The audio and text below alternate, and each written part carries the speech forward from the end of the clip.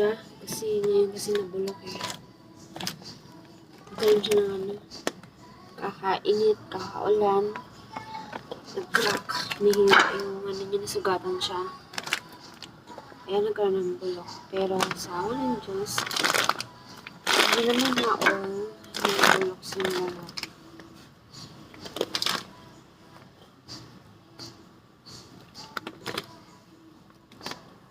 Sayang, ang laki pa naman niya. Kasi nagkaroon ng bulok.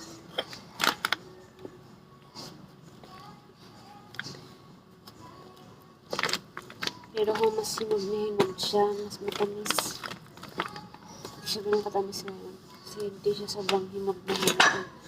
As in, orange na orange. Talaga siya, tigas.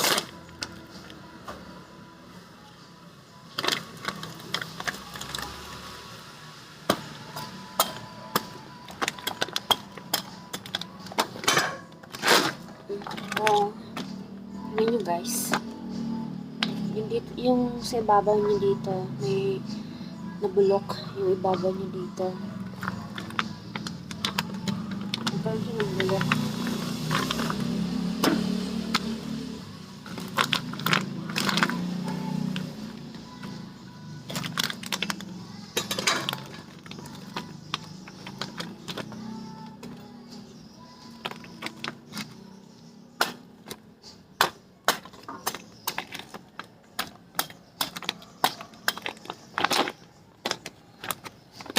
Yung part nandito, tatanggalin ko to, yung part ng bulok.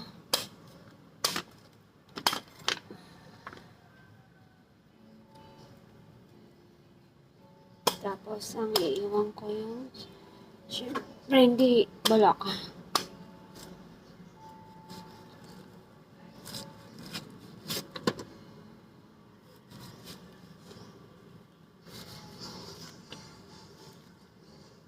Sayang talaga, nagkaroon siya ng bulok. Pero kung hindi talaga na bulok, ihinog pa to ng ano, ng orange na orange. Ngayon hindi siya ganun ka-orange siya, pero matamis pa naman siya. Matamis na bunga to eh. Bunga na to sobrang tamis.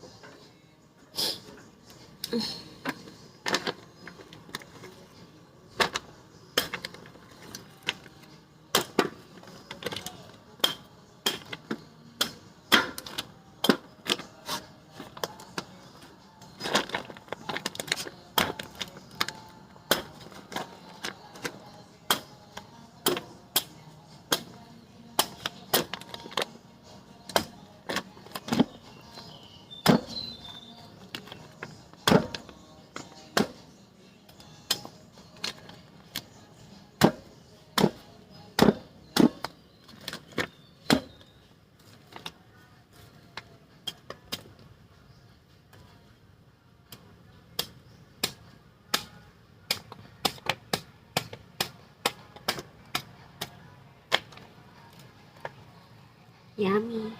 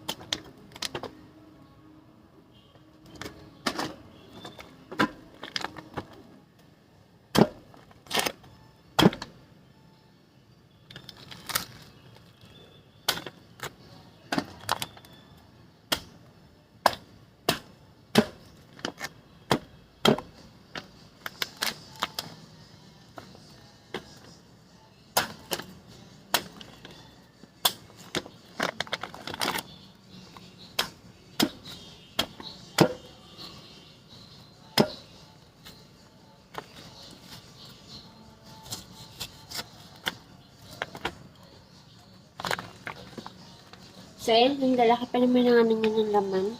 Ang kakapalo. Ang kakapal ng ano niya, ng laman. Humihilig pa sa natin ng todo-todo. Grabe yung orange nito. Orange ang kulay nito eh. Pag ito yung kulay, para may pagka-yellow. Siya ganun katamis. Pero pag orange yung kulay niya, sobrang tamis. Mahalis na naman siya.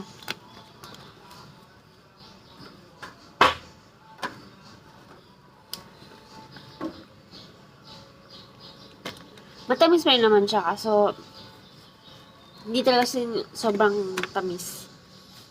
Eto, sakto lang yung tamis na kasi nabulok kasi siya eh. Dapat hindi pa siya mahihinog talaga ng grabe.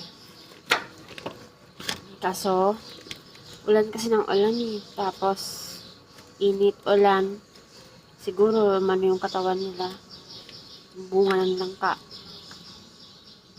Kaya pumutok sila. Kaya nagkasugat. Pero kung hindi pa ito agad nahinog, ang kulay nito orange. Yung orange, grabe ang tamis niya. Pero yung ganitong kulay, hindi ganun katamis. Pero okay na rin to, kaysa naman sa nabulok tapos silaw pa. Ito, nabulok nga siya, pero hinog naman. Hindi lang ganun katamis.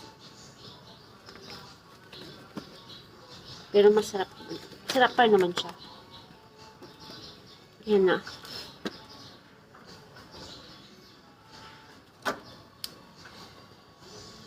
Yung mga maayos pa, na po pwede pa.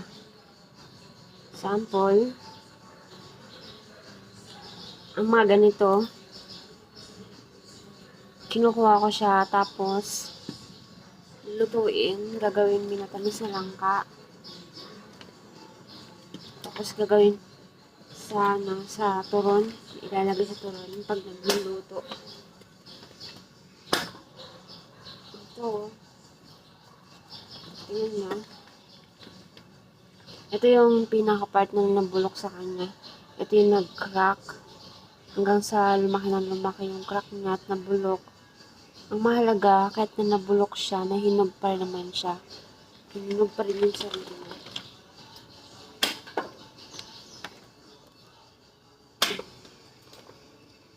Yung buto nito nilalaga namin. Kaya hindi naman nasayang yung buto. Tapos, yung mga nabulok na part ng mga katawan, yung mga balat niya, binabaon namin sa lupa para maging fertilizer. Hindi namin tinatapon yung mga nito, yung mga basura nitong langka. Hindi namin tinatapon. Ginagawa namin, pinapabulok namin dun sa mga gulay. Next time, papakita ko sa inyo guys. Yung mga pinabulok namin ng mga gulay. Halo-halo na. Kasi pampataba yun. Kaysa bumili kayo ng mga gamot para sa halaman nyo, ito na lang gagawin nyo, yung mga pinapabulok na gulay, yung mga tinapon nyo ng mga gulay. Kapag may mga tinatanim kayo, ito gagawin nyo, pabulukin nyo na lang, o kaya baon nyo sa lupa, kahit sa mga paso na maliliit lang. Pag hindi na matataba yung lupa ng ano nyo, tinatanim mo, ito gagawin nyo sa kanya.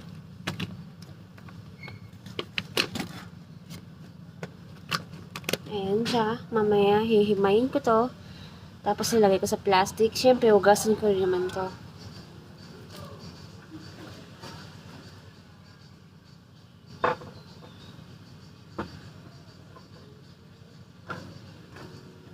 Inuhugasan ko naman to bago ko to bago to kinakain, hugasan naman.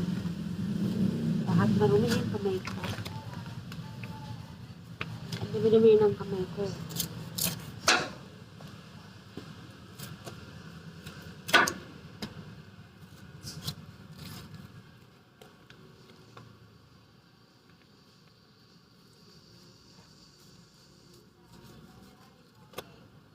Ibibenta sana to yung mga bunga nito kasi hindi na mabenta ngayon kasi nagkaroon siya ng bulok. Sayang lang.